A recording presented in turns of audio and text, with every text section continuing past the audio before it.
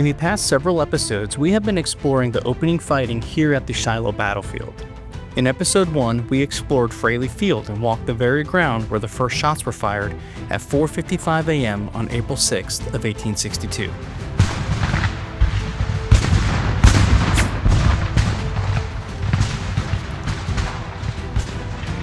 Then, we followed the lead elements of a Confederate attack as they smashed into Union lines, driving back the Union brigade of Colonel Everett Peabody. Peabody himself being killed. We then moved to Ray Field and learned why the 6th Mississippi became known as the Bloody Sixth.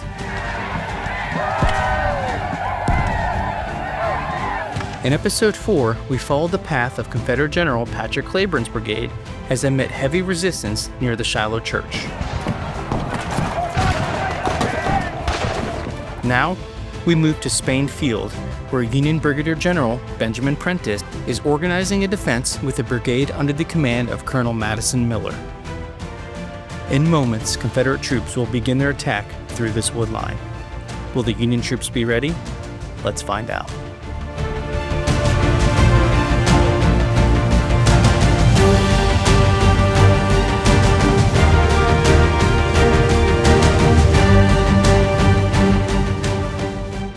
So during the battle, Spain Field was owned by a farmer named Peter Spain, and the field was considerably larger than it appears today. Now, just beyond the field here in this wood line, you had a Union brigade camped under the command of Colonel Madison Miller, and you had the 18th Missouri, the 61st Illinois, and the 18th Wisconsin camped just beyond Spain Field here on the north side of the field. Now, around 7:30 a.m., Benjamin Prentiss would ride to this location and shout at Colonel Miller to get his brigade ready. There's fighting on your right flank. Now, originally, Miller would form up his men just beyond the wood line here on the north side of the field. Now, Prentiss wasn't pleased with this position, and he would order Miller to take his men from the north side of the field and advance them to the south side of the field near that far wood line there.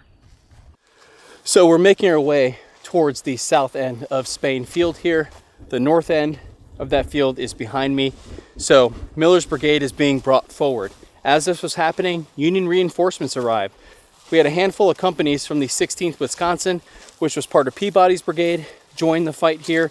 2 Union batteries, the 5th Ohio and the 1st Minnesota, joined this area, and the 15th Michigan would help extend Miller's left in that general direction. However, the 15th Michigan was an unassigned brigade, and they showed up to this portion of the battlefield with no ammunition. So now they're being thrown on the line, preparing for a Confederate attack, and they have no ammunition. I'm just not sure what the goal of that movement was, but let's see how this action unfolds.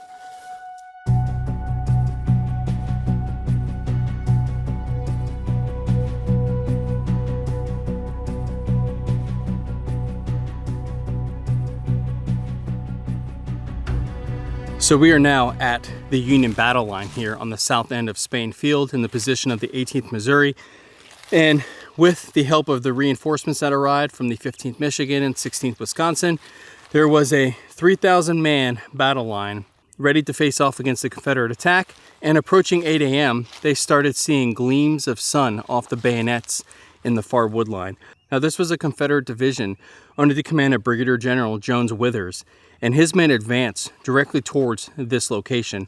Now, Brigadier General Adlai Gladen was the first division to arrive. Now, they were brought up in a last-minute shuffle from the second wave to the first wave. So this Confederate brigade arrived before the other 2 brigades of Brigadier General James Chalmers and Brigadier General John Jackson would arrive in this area. So Gladen's brigade would arrive first, about 30 minutes ahead of the rest of his Confederate division, and he would begin engaging Union troops here at Spain Field. Suddenly, to the right, there was a long, wavy flash of bright light, then another, and another. It was the sunlight shining on bayonets, and they were here at last. A long brown line with muskets at a right shoulder shift, in excellent order. Right through the woods they came. Corporal Leander Stillwell of the 61st Illinois. Now, Brigadier General Adlai Gladen was a Mexican War veteran, and he was leading a brigade that comprised of the 21st, 22nd, 25th, and 26th Alabama regiments, along with the 1st Louisiana Regiment. And he would be bringing his brigade through this type of terrain here, moving in this direction from right to left into the Union lines here. And we mentioned that he was brought up in the first wave in a last-second reshuffle because they felt that the Confederate line was shifting too far to the west. So he was brought up to extend the Confederate line back to the east. So in turn, Gladen arrived 30 minutes before the rest of his division, which contained 2 other Confederate brigades. And Gladen would lead this attack alone into the Union lines. Right here in that tree in the far distance is the position of the 18th Missouri. And then you had the 61st Illinois way down there.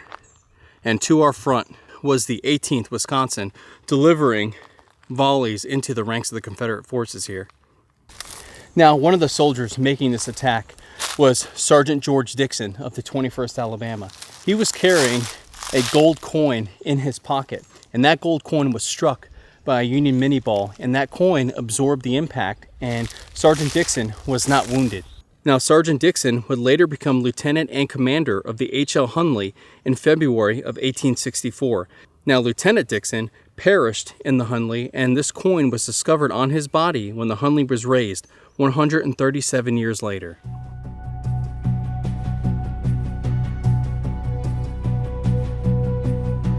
Now, in one of the attacks here, Gladen would be mounted on horseback, and he would be struck by a Union shell in the arm, nearly tearing it from his body. And that Union battery was just over my shoulder here, probably about 50 yards away. Now, Gladen would succumb to his injuries, and he would die on April 12th of 1862.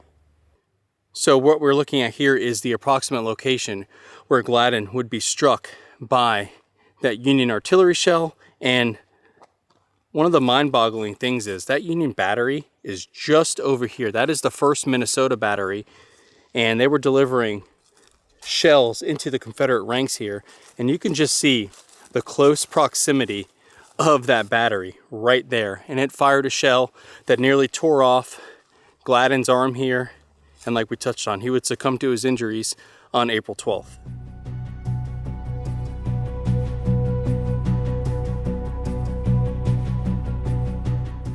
So what we're looking at here is Captain Munch's 1st Minnesota battery, and right here is where we just were. That is the approximate location where Gladen would be mortally wounded. And you can see the close proximity of these 2 positions here. Now, even though the Union forces were able to repel a few Confederate attacks, like they've done elsewhere here at Shiloh up to this point, Peabody's brigade in that general direction, they couldn't hold anymore. They were being pushed back and routed. And in turn, there were Confederate forces headed towards this position here and threatening the Union forces that were holding Spain Field right through this wood line here. Following the wounding of Brigadier General Gladen, his brigade began to falter and fall back. The senior colonel, Daniel Adams of the 1st Louisiana, would now take command of the brigade. Adams would grab the flag of the 1st Louisiana and begin to ride through the retreating troops, shouting, "Will you come with me?" The brigade then rallied and surged forward towards the Union lines. Adams' men were now joined by an additional Confederate brigade under the command of Brigadier General James Chalmers. The men of the 7th, 9th, and 10th Mississippi would advance out of the wood line and slam into the lines of the 18th Wisconsin. There was the crash of musketry, the roar of artillery, the yells, the smoke, the jar, the terrible energy. At intervals, we can see the faces of the foe, blackened with powder and glaring with demonic fury, lost to all human impulses and full of the fiendish desire to kill. Private George McBride, 18th Wisconsin. We were ordered to charge, which we did with a shout. We ran up near enough to be certain that our balls would reach them. We then fired a tremendous volley, which seemed to have a considerable effect on them. They gave way in great discord. Private Liberty Nixon, 26th Alabama.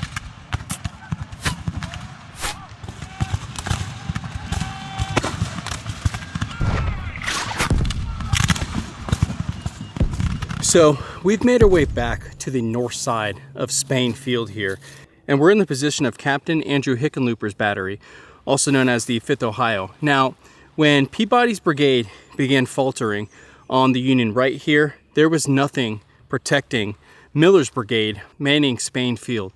So what Prentiss did, he would order the Union troops that were manning that far wood line to shift to their right. Well, unfortunately for the Union troops here, they were completely inexperienced, and performing this maneuver in the heat of battle, they completely butchered it, and chaos ensued, and the Union line began breaking here. And in turn, just as the Confederates were attacking, it left Hickenlooper's battery completely exposed. We had Confederate forces now attacking from our front and on our flank. Now, Prentiss was correct in thinking that there was a threat on his flank. However, he miscalculated the experience of his men, and they could not perform the order that he wanted. So Hickenlooper's battery was left completely exposed here, and the Confederates delivered a volley into his battery, killing and wounding the gunners of one of his guns, and 59 out of 80 horses were lost to enemy fire. 2 of the 6 guns were captured, and the remaining 4 were moved by hand to another location of the battlefield. So this is the position where Hickenlooper's battery was delivering effective artillery fire. Things unraveled rather quickly here for the Union, and now this battery was exposed and pulling back north towards Pittsburgh Landing.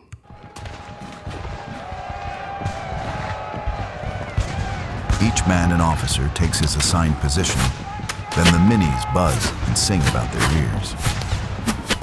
When a gunner drops from his place, another fills the gap, and thus the work goes on with a system and regularity, marvelous in its perfection.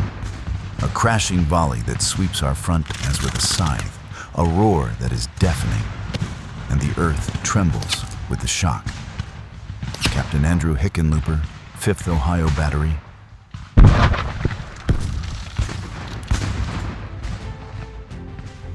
By 9 a.m., General Grant had arrived near Pittsburgh Landing. He was met with great confusion as thousands of Union troops had been pushed back and retreated towards Pittsburgh Landing. Colonel Madison Miller's brigade was now the next Union unit to be routed and retreat to the rear. Out of nearly 5,400 men in General Prentiss' division, a mere 600 would continue the fight alongside their division commander later in the day. The Confederate troops would advance across Spain Field and into the now abandoned Union camps. These tired and hungry troops now stopped to grab food, supplies, and rummage through the personal effects of the Union troops. Confederate officers tried to re-establish order, but were unsuccessful. In the camp of the 18th Wisconsin, Confederate Army Commander General Albert Sidney Johnston personally got involved to stop the looting. He spotted a Confederate officer coming out of a Union tent with his arms full of loot. None of that, sir. We are not here for plunder. Johnston softened his tone and tried a new approach. Johnston would reach down to a nearby table and grab a tin cup. Let this be my share of the spoils today. Johnston would carry this cup for the rest of his life. The Confederate troops were now back in line and advancing towards the next objective.